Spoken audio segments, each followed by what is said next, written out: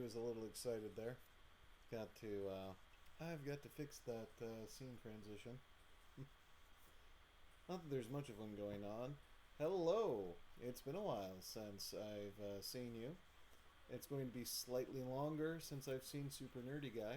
Oh, and Silver has come in with the sub. Is this your prime sub, Silver? Thanking Daddy Bezos there? I mean, Daddy Bezos should be thanking us. We're the one who is getting his greenbacks, right? Getting him his greenbacks. Yeah. Okay. So, for those of you who are not aware, I moved, which is one of the reasons, other than holiday stuff, that I've not been streaming on Saturdays lately. And this really isn't a real one. This is kind of a glorified test of my internet connection, so I can see if I need to spend more money on it. We don't even have the headset. I did get the stream deck out. So I mean, if you see me reaching down toward my lap, I'm just playing with my deck.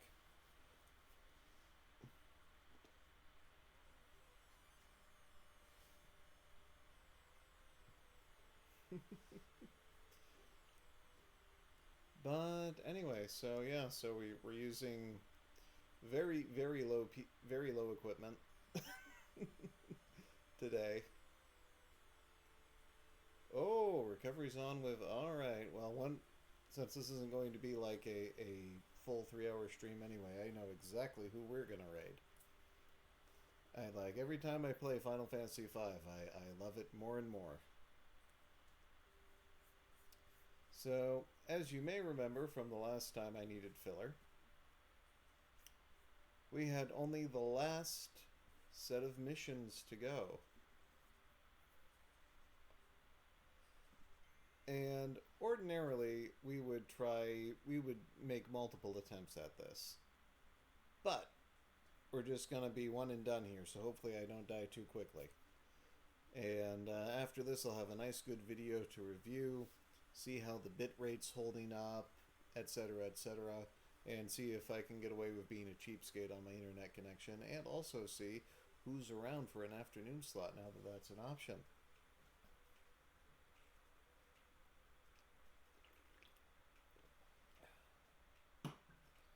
And then eventually I'll have like my desk again, and that'll be great. Okay. So, no choice here. We're going with Anna Berlache because they have a 3. Don't be fooled by her rosy demeanor. Captain Berlache is a ferocious force who never accepts defeat. Skilled engineer, she's known to push her tech team aside to fix the ship herself.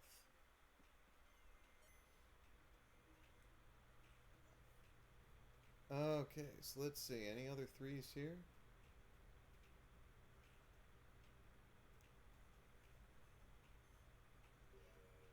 Oh, that's nice. Oh, thank you for the lurk, Magnus. Geez, so apparently a lot of people are kicking around in the afternoon. Though the one person I was trying to draw out, I haven't seen yet. Because I need to, because my old stream slot was too late for Goblin to get much enjoyment out of it, so I want to make sure that Goblin's around for an afternoon so we can finish off Adventure Island 2 once I'm all settled in here. My audio, game audio or my me audio?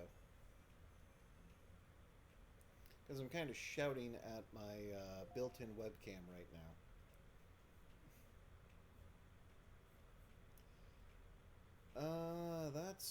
I think that's mixed up. They're both mixed up all the way. Let's see if I can get just a...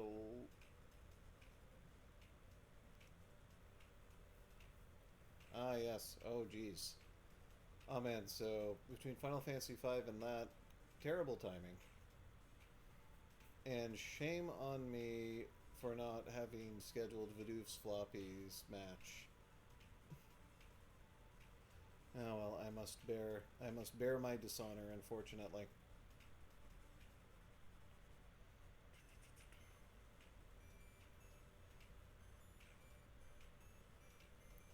Alright, but let's see if we can't pick up a little more microphone here.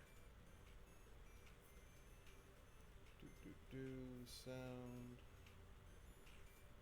input. Yeah, okay.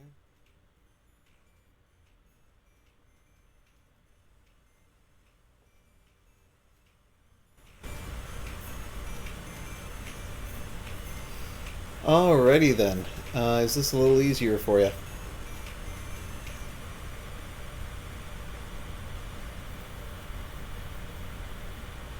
Oh wow, yes. Oh geez, I'm redlining now. Yikes. Maybe I'll just take it back just a little. Alrighty. Yeah, we shouldn't have too many more audio issues once I get things back running. So I suppose the only other question is, are we hearing the Stream Deck commands?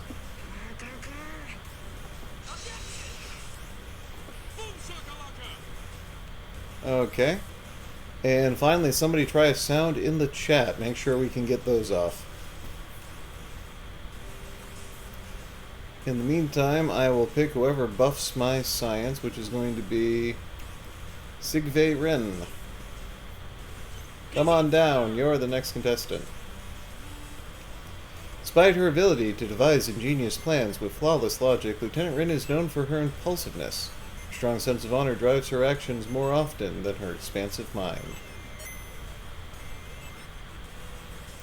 Alright, and oh gee, I guess we're picking from the same slot again. Jack O'Brien, get that science up as high as we can.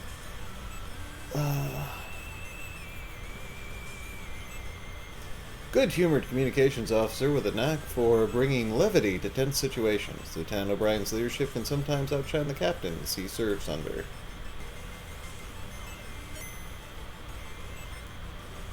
And I thought, ooh, a double. I'll take a double. There's just, oh, but we have two doubles. Let's build up that attack stat too then. Dr. Barnett is a stern man of action. After years of treating those wounded by unspeakable horrors of space, this medical officer wants to see justice in the galaxy. Alright, 7 science. Let's hope we get a lot of science dilemmas, and boy, that's a long haul, alright. Alrighty. Wow. Definitely more food, more fuel. We do know we need crew.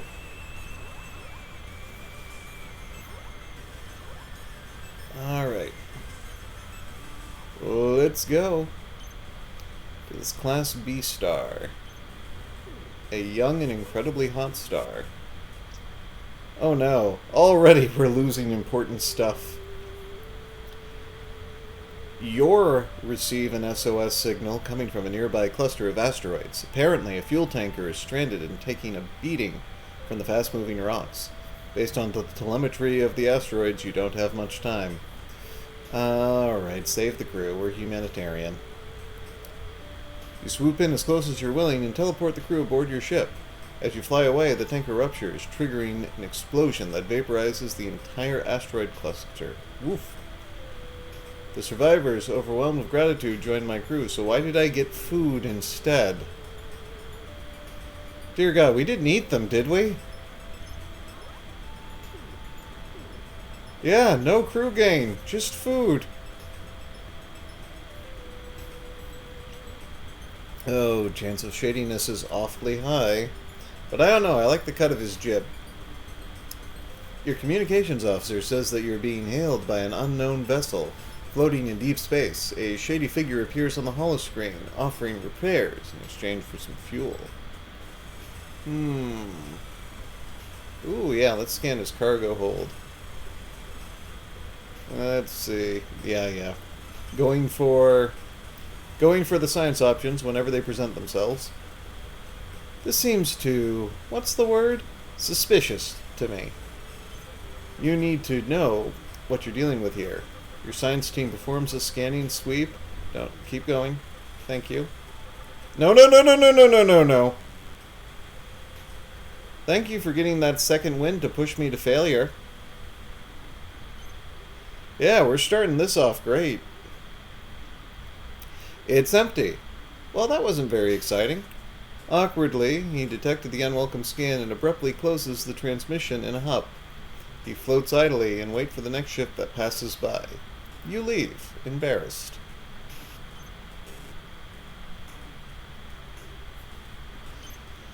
Okay, hey, more food, or maybe it will be crew this time. You stumble upon a wedding party that has full catering and an open bar. You grab as much free shrimp as you can and take an inordinate amount of the booze to reuse as ship fuel. And drink. Mostly to drink. I have a feeling we're going to be needing all of that. After investigating a nebula, a number of your crew become ill. Their skin turns green. They soon start sprouting tentacles from there everywhere. The ship's doctor recommends quarantining them. Alright, we can quarantine them in the airlock, but I think researching a cure is probably best here. Where others sees danger, you see a research grant in the making. You put your top scientists on it at once.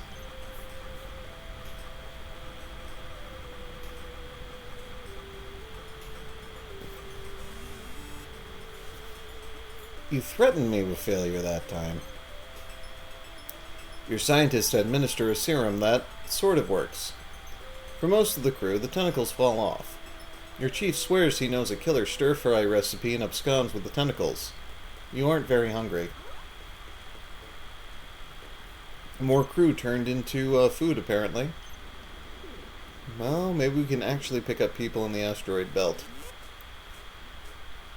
Ooh, the Synapsian Brain Beast. You come upon a space colony that a titanic Synapsian Brain Beast has made into its nest. The colonists within are mind slaves under the beast's complete control. Besides that, the colony appears, bustling and bountiful. Alright, let's tap into that psychic link.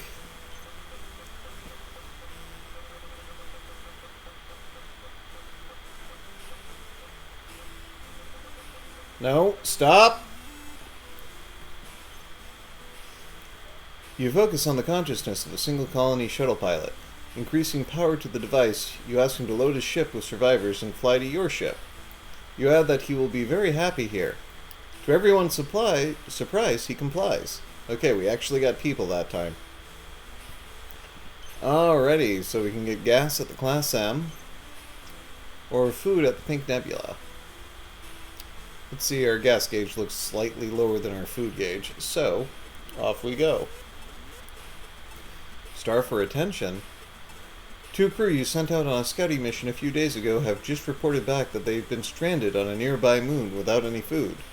They fixed their shuttle, but if you don't send them something to eat, they'll starve to death. Oh dear, well, I don't want to lose any crew. You load a torpedo with NutriPaste and send your crew the planned trajectory.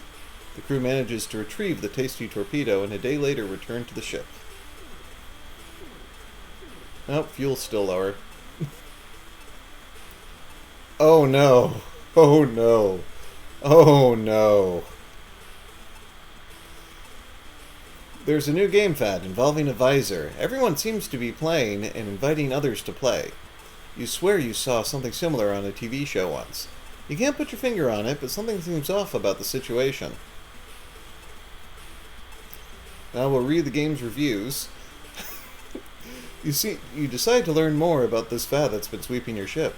You and 2 of your bridge officers sequester yourselves in your ready room, scanning the galaxy net for answers. Oh, this is going to be bad. Never tell me the odds, Goblin. The good news is the game is legal. Bad news is you can't get one. It's sold out and on back order everywhere.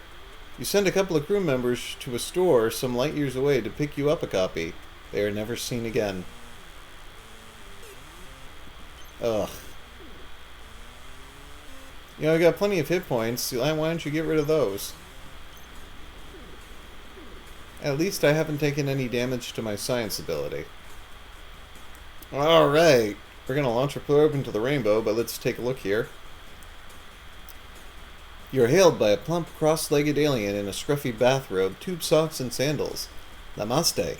I am the Dolting Dali, guru of goodwill. Evil abounds in the galaxy, so I'm bathing all passing ships in a ray of pure joy and love. So we're going to launch a probe into the rainbow. As the rainbow waves comes undaunting toward you, you'd rather know what you're dealing with here. Your science team launches a probe into the rainbow wave.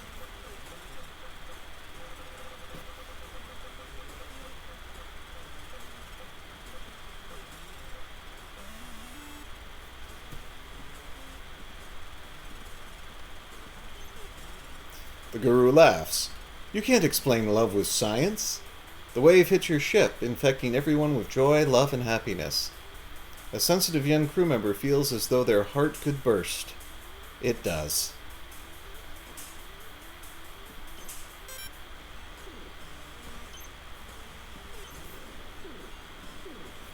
Yeah.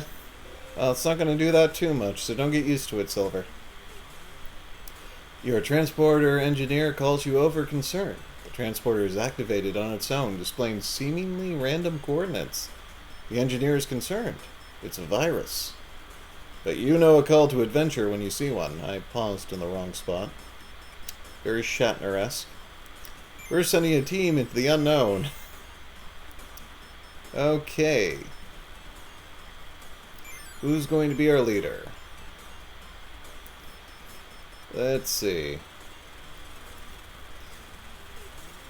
Alright, whoever's in the chat, any suggestions on who should lead this intrepid away team? Do you think we're going to need, do you think we're going to need diplomacy? Do you think we're going to need science? Do you think we're going to need charisma?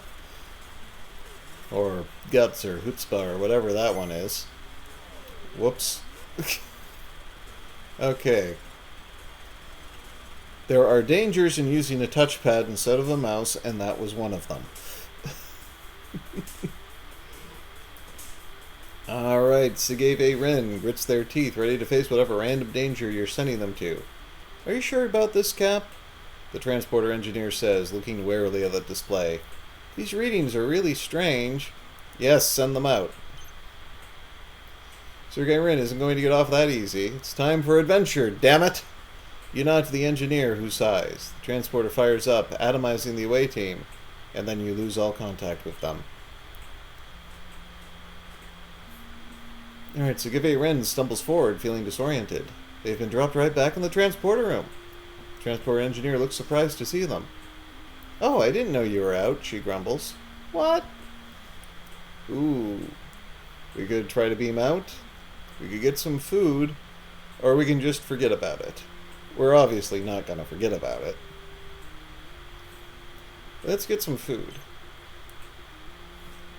Sivan Gay Rin contacts the captain to say they're feeling hungry after that transport attempt and they are headed to the cafeteria to eat.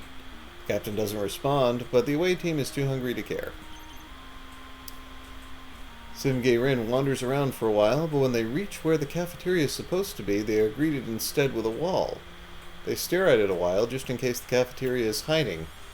Nope, not there. Alright, well, analyze the wall is our best option for success here. Cafeterias don't just disappear. Sigivi Rin is sure of that.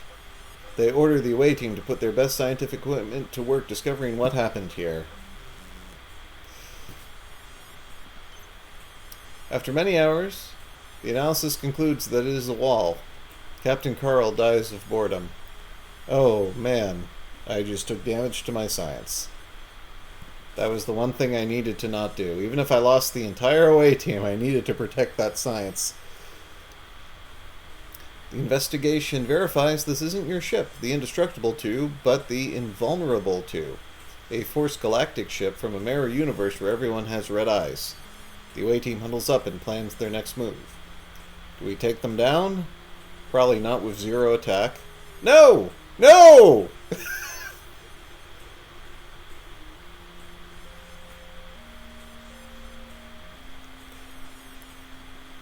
Like drag, not click.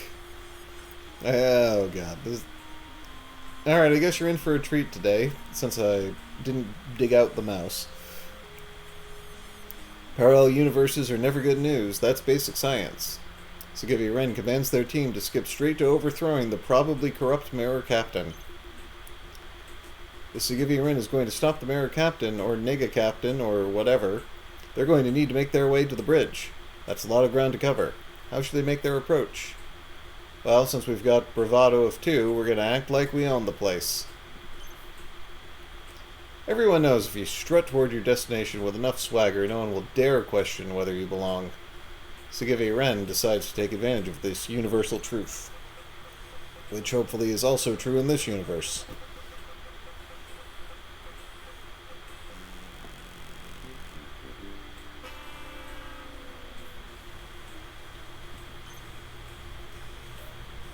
Everyone knows, huh? Someone should talk to this everyone as they're wrong. Annoyed at this display of unjustified confidence, the Invulnerable 2's crew begins to throw rocks. Sigivi Ren gets beamed across the head. Alright, well I've got more HP where that comes from, but now my bravado's cut in half. When everyone comes to, the away team finds themselves strapped down in the Invulnerable 2's medbay. The mirror version of your science officer looms over Sigivi Ren, a sharp medical device in hand. Alright, we gotta knock over some beakers, because that's all we got. And it's not much. Sigivi Ren has no idea what the various jars around the room are for, but they can think of no better way to raise hell than breaking as many of them as possible. Surprised we're only down 1 crew, but now we're down 2. Smash! A purple mist is released and Sigivi Ren accidentally inhales it. Next hour is a mayhem-filled blur where the science officer and Courtney Sassy Pants are eviscerated. At least the away team is free. What's left of it? That was close. Having escaped the med bay, the away team now stands at the entrance to the bridge, den of the Bizarro Captain. Sigivi Ren hesitates for a moment. This will surely be dangerous. Are they truly prepared? Yeah, go ahead. You got this, I'm sure. Sigivi Ren has made it this far. There's no turning back now. Time to see what the twisted version of their heroic, handsome, and totally capable captain lurks behind this door. There they are, sitting smugly in the Invulnerable 2's captain chair, the Nega Captain. Sigivi Ren is incensed. How dare they wear that beautiful face? It's time to end whatever evil schemes this mirror universe has. Alright, all of these are equal shots. Do we grab a hostage, inspire a mutiny, or improvise an explosive? First suggestion wins.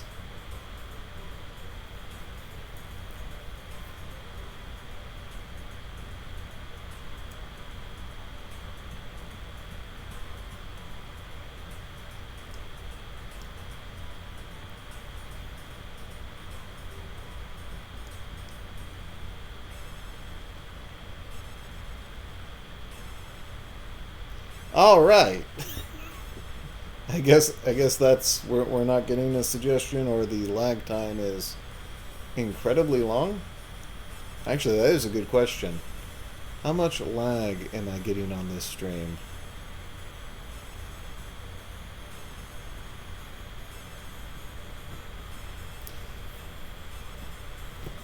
Let's see. We'll just drop something in the chat. Lag test on my mark.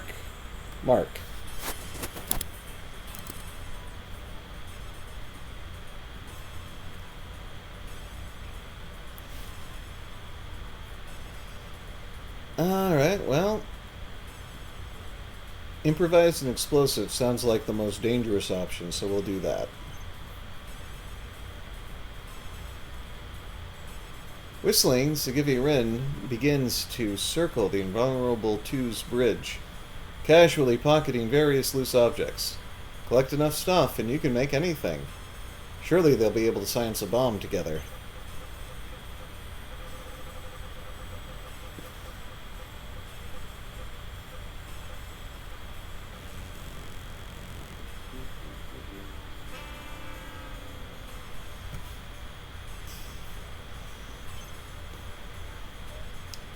A very considerate Mirror Universe officer helps out by handing Sigivi Ren a functional ion grenade. No assembly required. Nice. The fuse is already pulled, too. Your officer drops it and runs. Just a little too late. Uh-oh. Another hit and they are dead.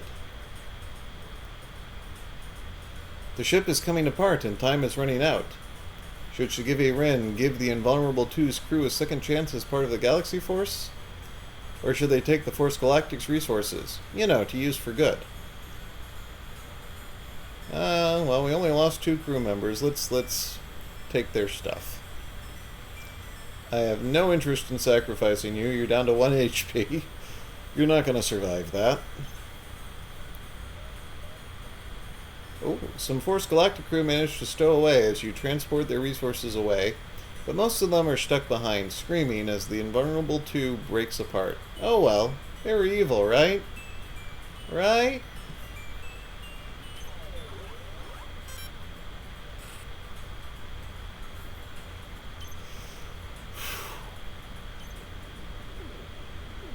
Oh, come on, give me some stat boosts.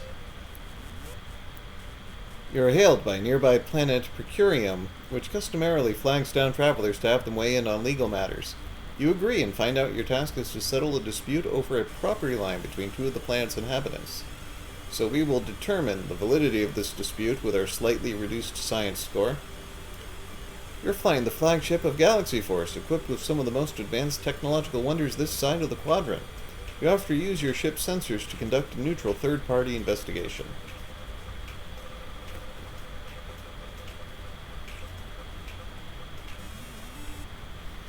There we go.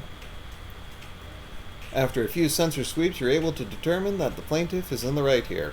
Citing the evidence you gathered, you give judgment in favor of the plaintiff and the case is closed. Huh. That was weirdly straightforward. Hey, we're up to 3 diplomacy, though. Alright. Let's see what we got going on over... Oh! Hey! My chief scientist discovered that strafing slightly to the left or right while warping will cause the ship to exceed theoretical speed limits. You abuse this discovery to get better mileage.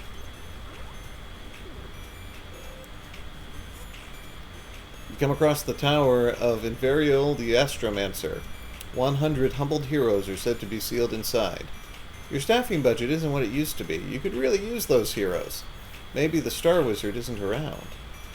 Alright, we are fighting magic with science. Science! We're gonna blind the Space Wizard with science. You shall be the one to prove to Invariol that science, not magic, is the most powerful force in the galaxy. You issue an official challenge and prepare to wield whatever your lab hands you with the utmost confidence.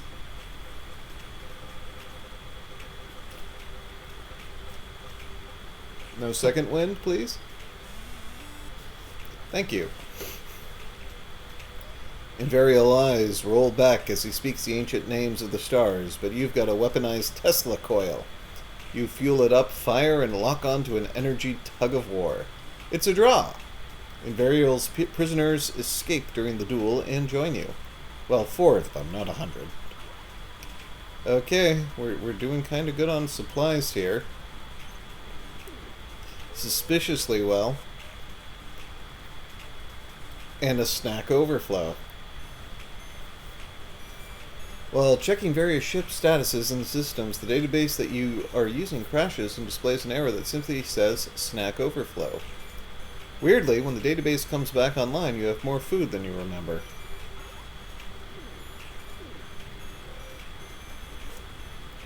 Ooh, Brackstar, the instructor. Hungry and desperate, you hail a passing alien ship. The holocom flickers on. Grah! Food? Only prime pupils get a tasty treat at my class. If you wish to survive, listen to my lecture carefully, Captain, for it all will be on the test. Alright, well, we're going to take notes and ace that test with our 6th science. You assemble your science team on the bridge and charge up your datapad. No test has ever bested you, and this test will be no different. You follow along, taking copious, double-annotated notes. Finally, Brackstar faxes you the test. I like landing on that one, and you know what? I'm okay with this. I don't need a critical success so long as I don't fail. Your stomach grumbles as you finish the test and send it back. Rah! Acceptable job, Captain. B minus. Brackstar sends a tank of lemon-lime NutriPaste to your celebrating crew, but you barely notice a B minus is a personal failure. Okay, so we have Orange Nebula with fuel, Green Nebula with food. Alright, we're doing better on food than we are in fuel, so off we go. After a flash of After a flash of purple light, your ship is in another dimension. A mechanical bear, wolf, and raptor float before you. Oh, it's the Mectars. According to legend, these guys defend the universe from untold terrors. Are you swarmed? They ask. Yes or no? I'm gonna say no, because I like that plus question mark. I mean, we could use some fuel, but a plus question mark could be anything. It could be fuel. We always wanted a fuel. The Mectars are pleased to meet you and ask for your help in defeating their enemies of the Mechaverse, the Swarm. Alright, coin flip, guys. Come on, go, go, go. No. You tell the Mectars to lead the way and follow them gallantly into battle. Unfortunately, for some reason, the Mectar's ship can only turn right. While you're going in circles, you get swarmed and are forced to retreat. Oof. Alright, we're buying some hull here, I think, at the Space Alamo. Especially if I can lose 3 of it in one go. Ooh. Floating figurehead. You find the remains of a small vessel scattered in front of you. It seems to be made of a rare metal you've never seen before. Also, the ship has an incredibly cool-looking figurehead. It's like a dragon or something.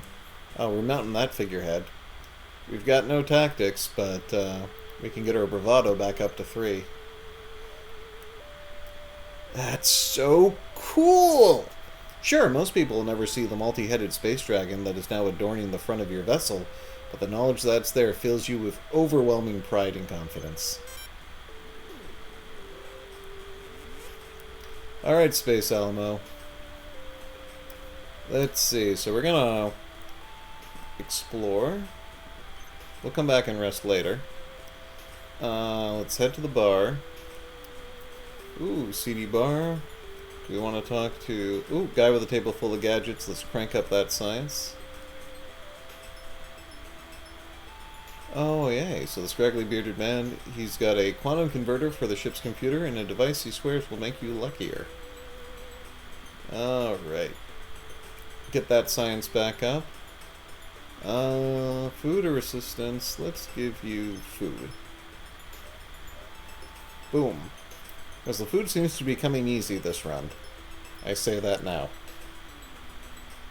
After finalizing the details of the trade, the two of you shake hands and the inventor hands you his supposedly functional piece of technology.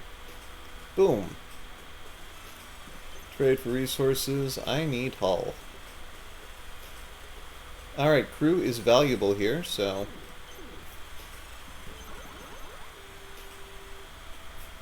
drop off some crew. And... there we go. Head back to the docking port. We're going to rest once.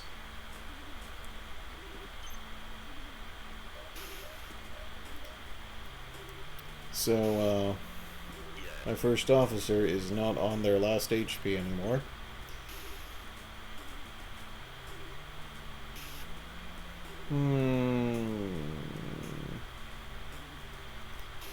Yeah, I guess I'm okay with this loadout. Off to the asteroid belt.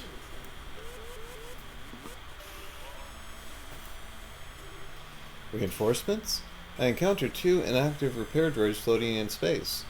You bring them aboard and upon activating them, discover that they are ready to repair and reinforce your hull.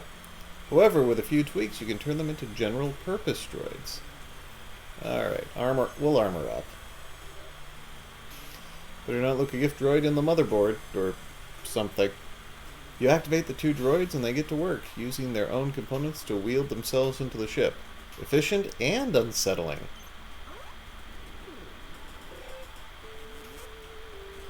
You've reached the asteroid field known as Orion's Buckle. Today it appears dense with asteroids of all shapes and sizes. Crossing won't be easy. Anything could happen in there. Well, we'll dissolve the asteroids, clearly, with science! You order your science team to formulate a compound to dissolve the asteroids. When the compound is ready, you order the crew to load the hoses. Stop! Thank you. The asteroids dissolve into some kind of space slurry. Before long, the squiggly rocks coalesce around a nearby planet, now nicknamed Orion's Waistband. You scoop up some of the slurry to study. Is it edible? Yep, the food is coming easy. Okay, so let's see. Ooh. Difficulty is increased on the top row. Class M planet with food. Also a Class M planet with food. Alright, so I guess the question is, let's take the lower threat level.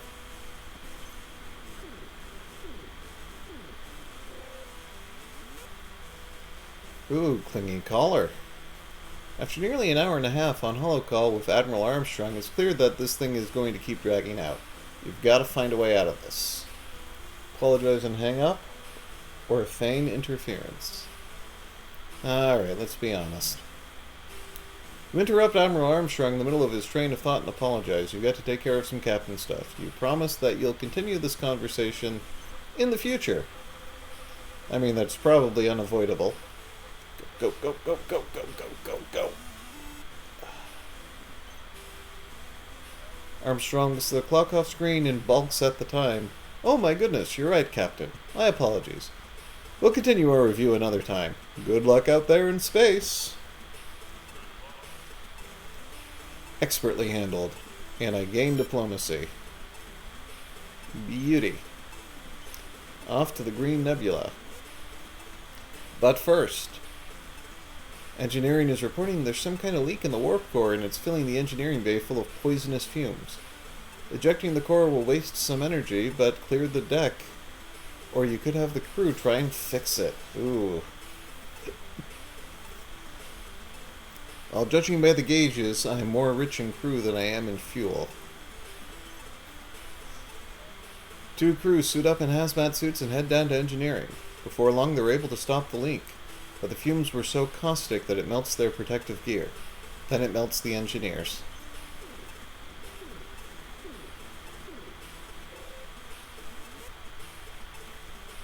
Efficiency is efficient, eh?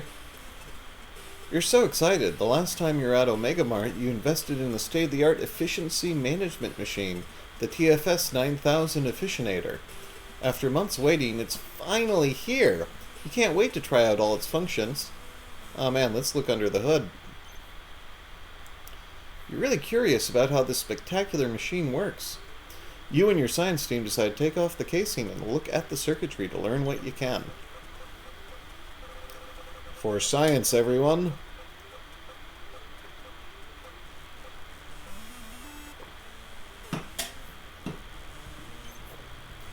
The TFS 900 offers to train you itself for efficiency's sake. Your intern takes over for you for a week as you focus on retraining.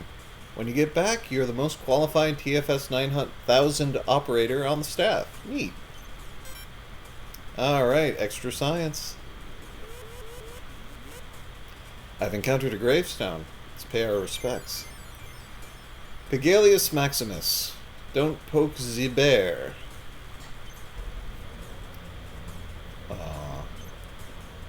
Well, moving on. You are hailed by a Jazeri curled zombie in a studded red leather jacket from a nearby moon.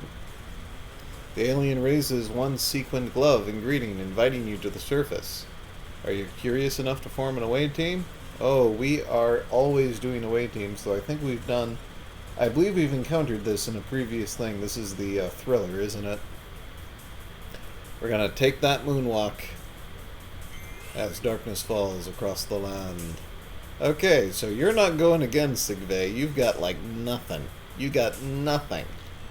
So we're going to send out Jack because that has the lowest risk to reducing our science.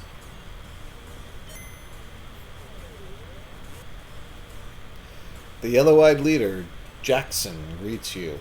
The Pop Zombies' entire society has been built around a single Earth transmission from the year 1983. Leather-clad zombies look at you expectantly. What will you do next? Oh no! Dio! Alright, we're losing that science, aren't we? Jack O'Brien suggests that this moon deserves a closer look, and you agree. You give the order to explore and follow this strange Jackson character. As the away team ambles along, Jackson, king of the Pop Zombies, asks a favor of your crew. Will they act as extras in a soft drink commercial he's filming? There will be cool pyrotechnics and everything. It will be perfectly safe. We were having a decidedly mixed bag, Dio. A decidedly mixed bag. Alright. Well, we could do the commercial. We know we're doing the commercial.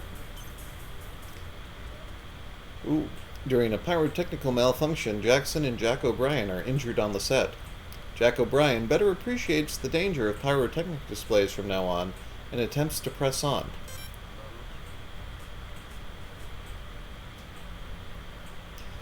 Okay. As they explore the moon, your team finds a creepy abandoned amusement park. It's probably unsafe, but oddly inviting. As the team ventures toward it, a menacing horde of abandoned llamas charges from the trees nearby. Oh dear, well, he's our diplomat, so we're gonna yell for help. Jack O'Brien cries out to the Pop Zombies for their intervention against the horde of llamas. Oh, yeah, much better than even chance, but watch us fail. Nope, good, keep going. Ooh. Toasty! Like a...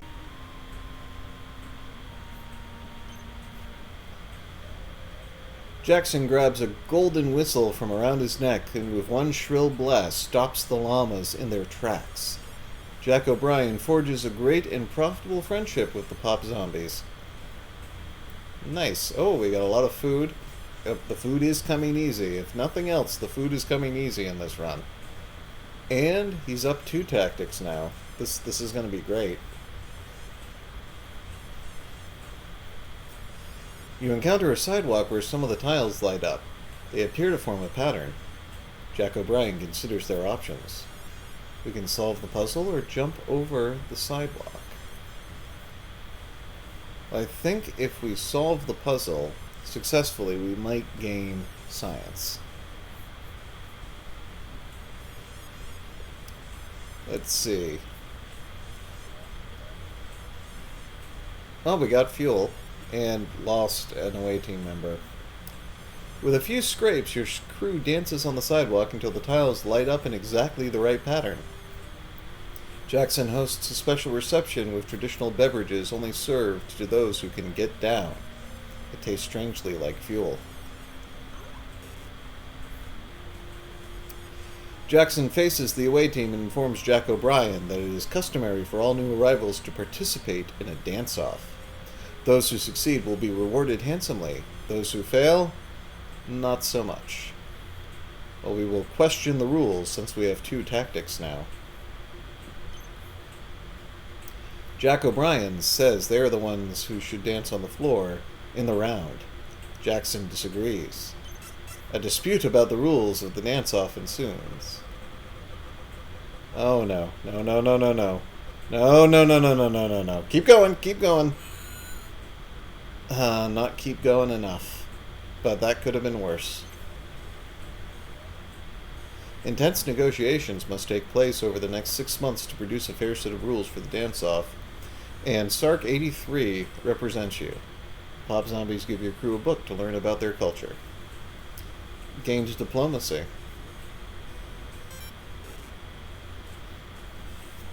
I will trade a crew for a stat increase every time. That's fine. The pop zombies are really cool. It's clear that they don't understand the context of the transmission they built their entire civilization around. Should Jack O'Brien try to tell Jackson? We will keep the secret. We cannot interfere anymore in their culture.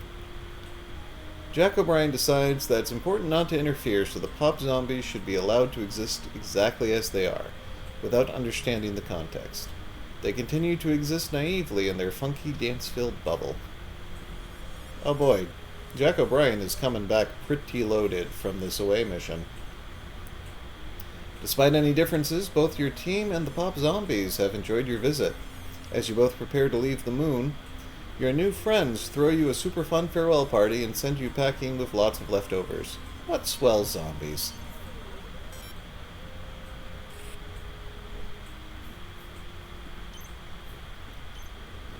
Moving on.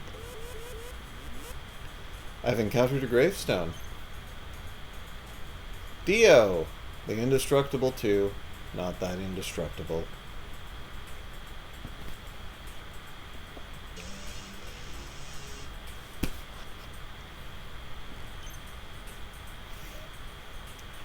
Upon closer inspection, the entire grave is surrounded by stacks of gigantic metal plates. Weird. You borrow a few to reinforce your ship's armor, since you don't want to end up like this fella.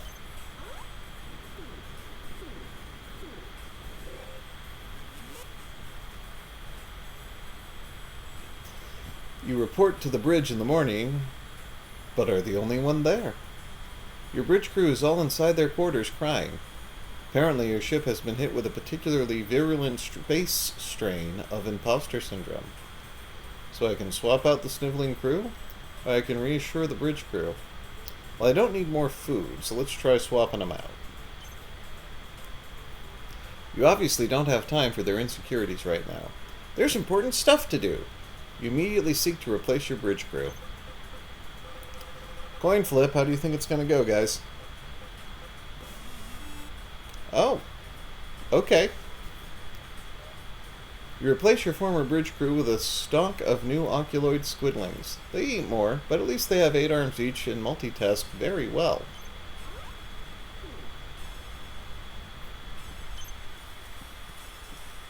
Set a course for the Class P star.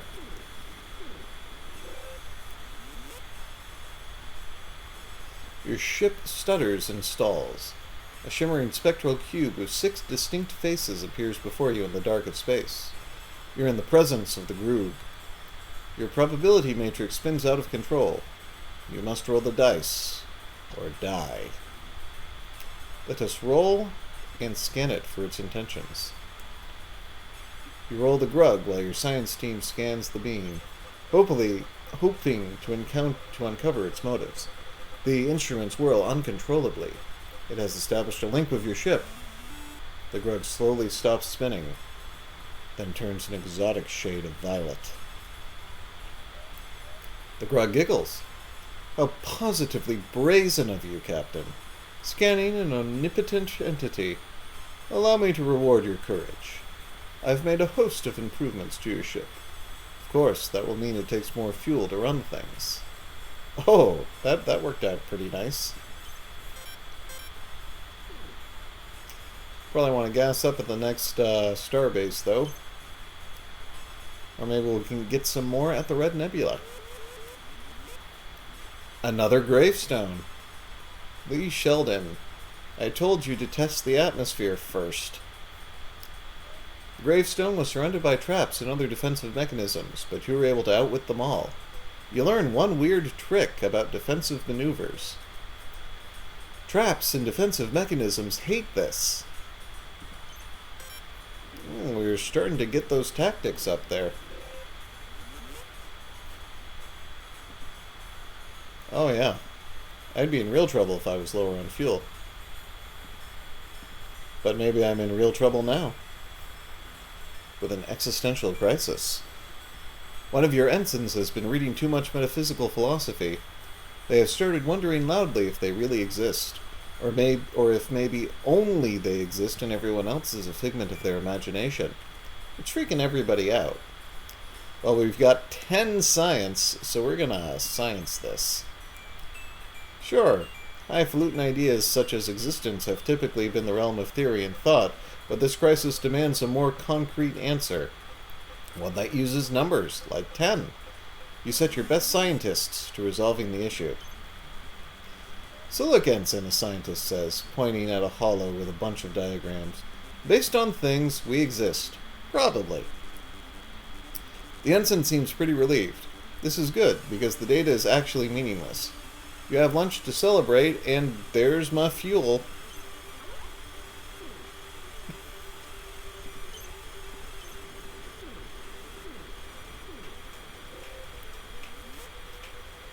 The Admiral hails you, but it's an unusual call. He's not at his desk.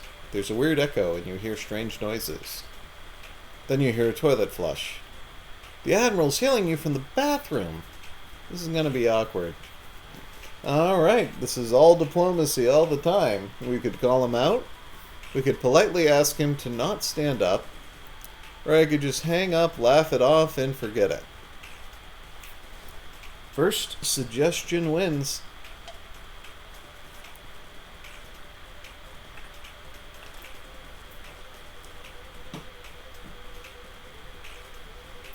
Alright, we're gonna call him out, Dio.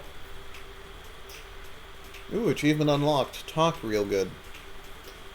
Perhaps if you let the Admiral know you recognize where he's calling from, he'll understand for himself that this was inappropriate of him.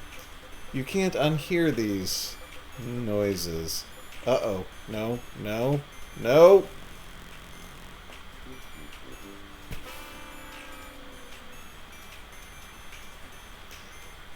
I think we're getting demoted, guys.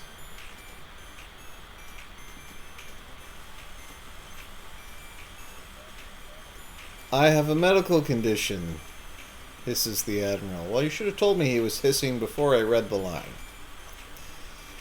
And you just called attention to it. I do the best I can. Do you hear me? The best I can. You send him a fruit basket as an apology. Alright, diplomacy is no longer our second best stat. Great suggestion, Dio.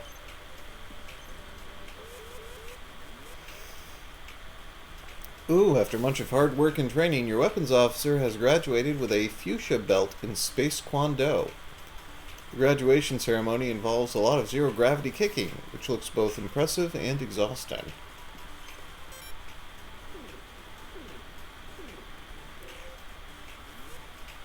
Sensors detect a highly advanced alien vessel ahead.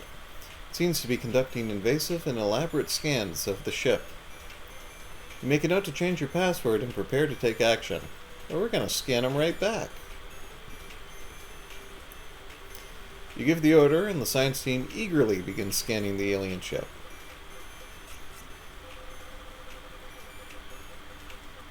Stop.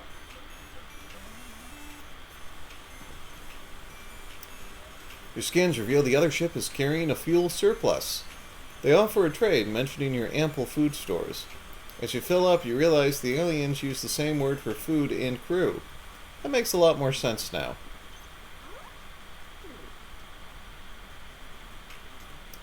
Okay, so let's see what we got here. Ooh. A supply hauler. That's important. We might actually want to deliberately go for that supply hauler then.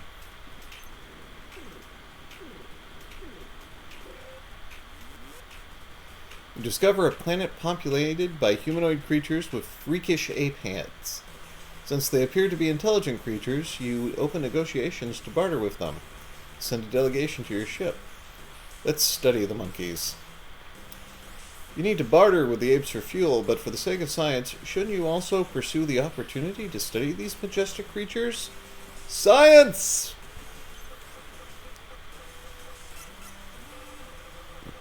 Yeah, give me all those extra crits. I'm not going to land on them. That was too easy.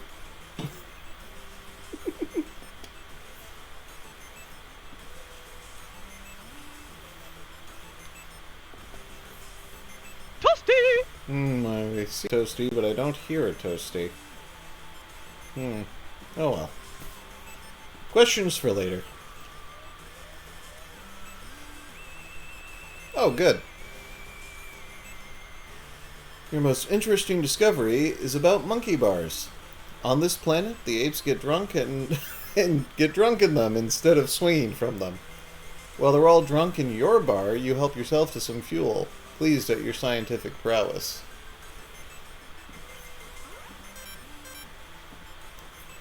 Beauty. Glad I came this way.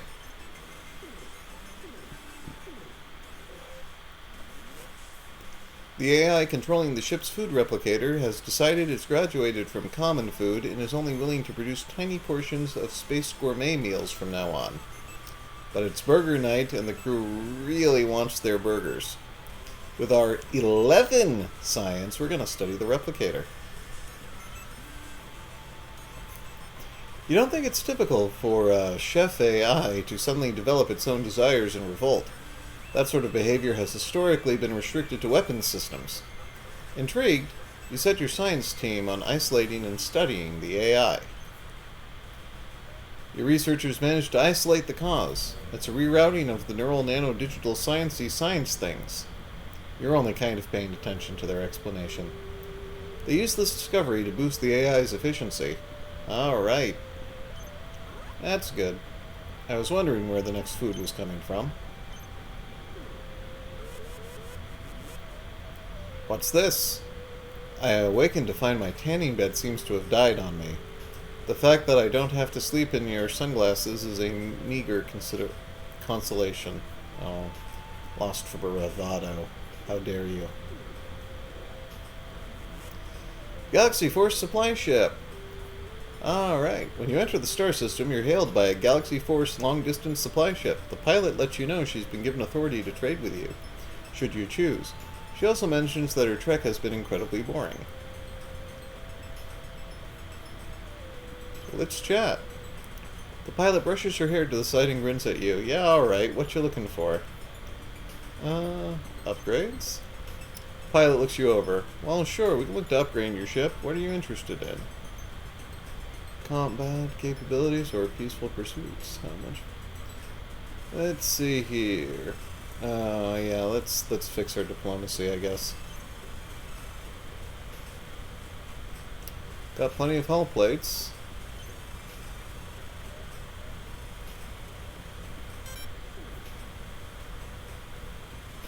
Okay.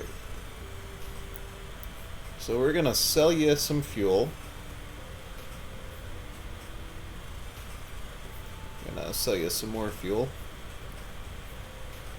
Good on hull plating, so I guess we'll get some food, some crew, and one of those hull plates back.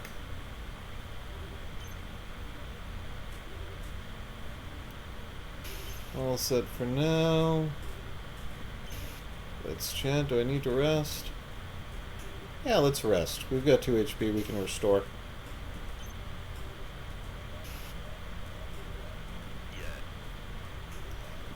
Okay. Everybody's less likely to die.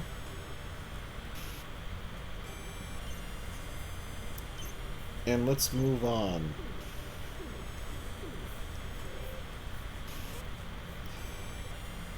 My communication officer appears with a 6-year-old Gax, the kid who won the Be a Captain for a Day contest. Gax settles into your chair and puts on your hat, only to be hailed by Arknik, the evil Fabulon, who rejects fashion trends. Oh boy. You know what? I'm going to take my chair back because I might get a special bonus. I don't need crew. You need to reschedule the kid's turn as captain for the sake of security. You offer Gax a plastic spaceship pin and a Nutra-Paste lollipop that turns his mouth green. You ask the communications officer to bring Gax back another day. Oh, come on, keep going, keep going, keep going, keep going. Go, come on, one more.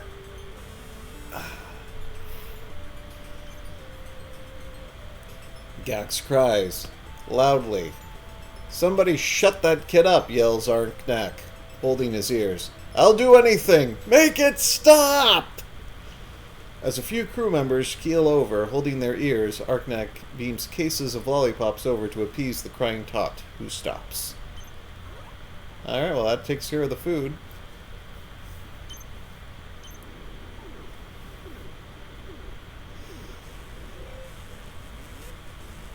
Ah, drat. Wait, no, no, no! No! Damn it! There was a science option. You're not supposed to... Yeah, Dio, you found... I think this is the first touchpad disaster we've encountered since Dio showed up. I suppose it was only a matter of time. I need to park the mouse far away from interactive parts of the screen. I begin to compliment Raculot before he even steps off the transporter pad. If I can keep this up, it just might work. Stop! Oh,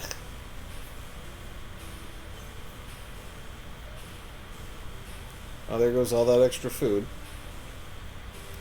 With a mix of compliments and finger foods, you placate Raculot. Eventually, he takes a liking to your best-dressed officer who plays along perfectly. That was close. Maybe you should clean up around here.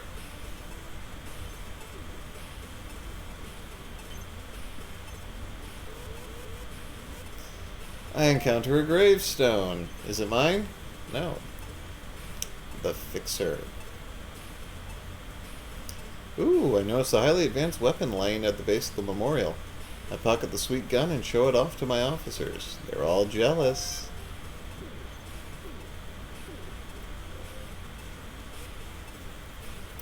Forms and formalities. Oh, the Jelliac mission. I mean, we've done this one, like, I think every single time. Do you guys want to skip the Jelliac, or do you want to go in?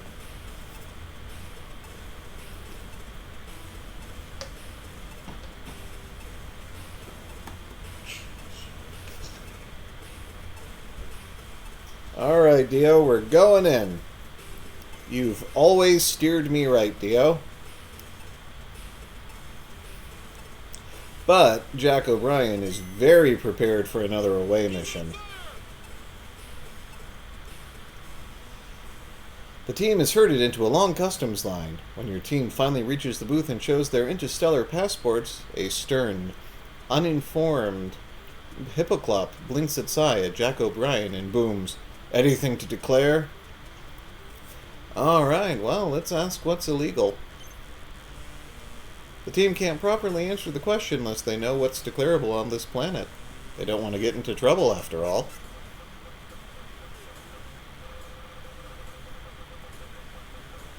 Keep going. Come on, don't start losing crew now. The Hippoclop hands you a list detailing the things that need to be declared. Red Shirts is on the list. Jack O'Brien declares them but misspeaks and says the wrong number. The remainder is hauled away to quarantine. After customs, the team meets the Jelliac ambassador. It's awkward. Jelliacs are liquid beings. The ambassador is a jar of pink liquid with eyeballs floating in it. Creepy. Will you escort the jar to high command, or is this just too weird? Okay. Do we verify it's the ambassador, or just offer to escort them? First suggestion wins.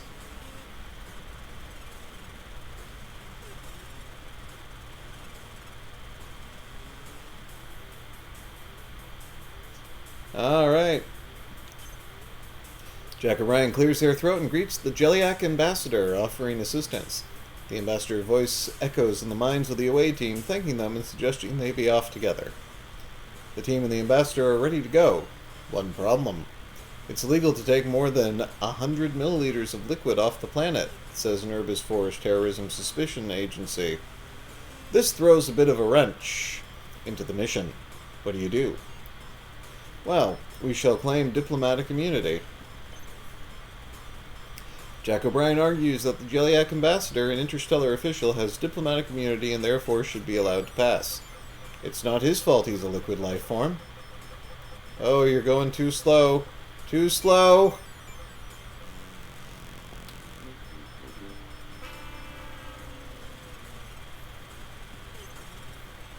The stern Hippoclop agrees. He does have diplomatic immunity. You, however, do not, and you're the one attempting to bring a liquid through customs. Nice try. The Terrorism Suspicion agents grab several of your crew and haul them away. At the shuffle, at the shuttle, the team finds an armed guard of hippoclops surrounding it. An audit of our customs paperwork finds that you have failed to visit the space notary for the proper stamp. Your leave is denied. Proceed customs immediately. Alright, we are demanding an appeal. Jack O'Brien is quick to demand an appeal. The highest ranking hippoclop sighs and escorts the away team to the appeals line, which is even longer than the customs line. The away team prepares their customs appeal. Jack O'Brien steps up to the podium in front of an appeals committee of 3 angry hippos who will hear and rule on the appeal. So we're going to ask questions. Lots of questions. Look at all of those critical failure spots. It's the right time to apply the scientific method. Jack O'Brien will ask question after question during the proceedings, which is his legal right. Surely he will wear the hippoclops down. Oh, no, stop!